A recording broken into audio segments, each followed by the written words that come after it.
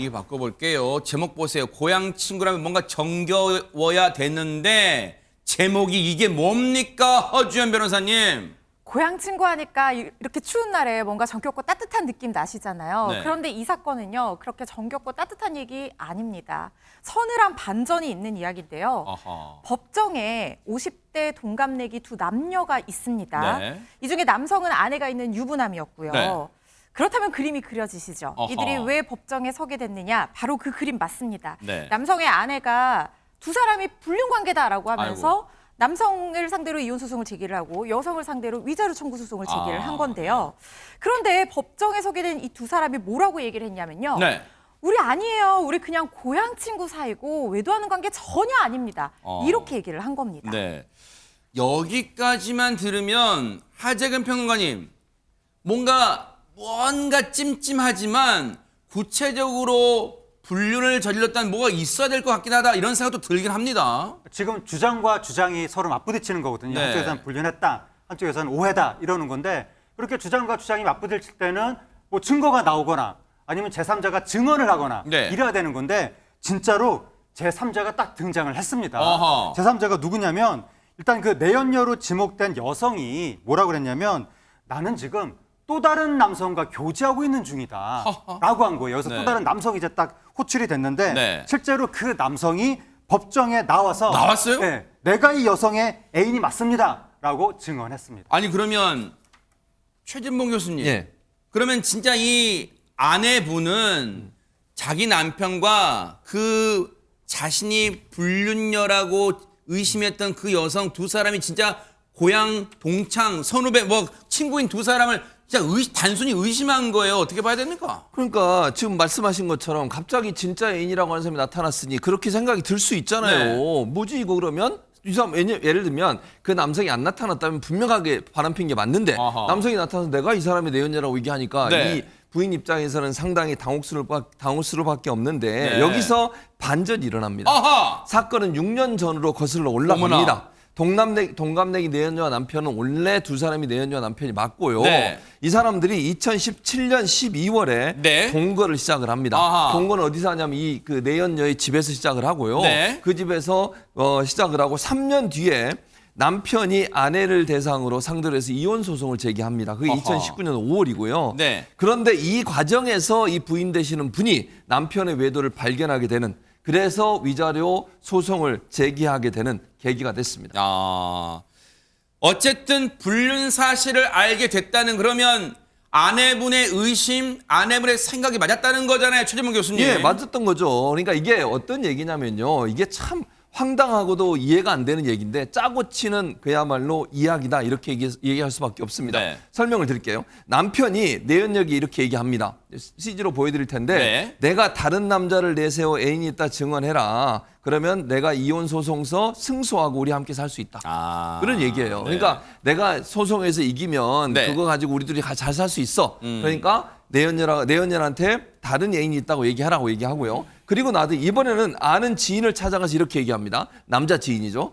형님, 제가 이혼 소송하는데 형님이 제 내연녀의 애인인 것처럼 법정에서 말해 주십시오. 그래야 제가 유리하게 이길 수 있습니다. 어머. 이혼 소송에서. 이혼하고 재혼에 잘 살겠습니다. 한번 도와주십시오라고 얘기를 한 거예요. 네. 그러니까 짜고 한 거잖아요. 분명히. 아하, 네. 자기가 아는.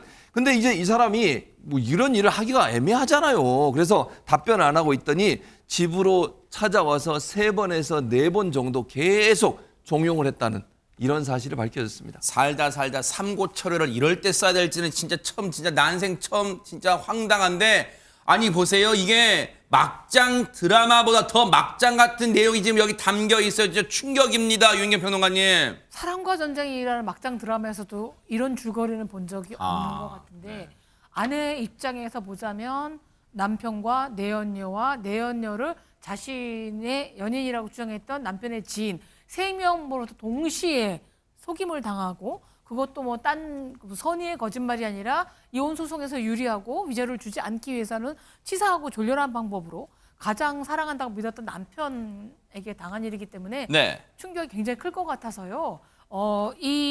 더구나 이 소송으로 해서 실제로 이 위증 덕분에 네. 남편이 이혼 소송에서 남편 승소를 했어요. 세상에. 예.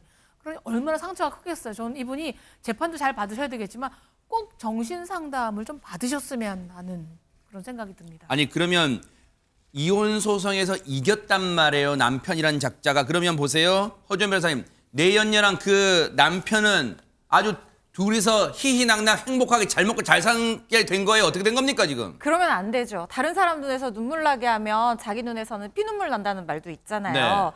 이혼 소송에서 남편이 이기면서 두 사람이 행복할 줄 알았지만 그렇지 않았던 게요.